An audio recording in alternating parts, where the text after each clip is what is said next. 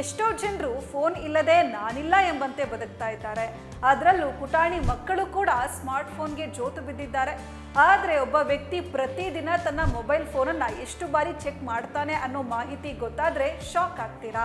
Smart phone ಬಳಕೆದಾರ ದಿನಕ್ಕೆ 58 ಬಾರಿ ತನ್ನ ಫೋನನ್ನು ಪರಿಶೀಲನೆ ಮಾಡ್ತಾರಂತೆ.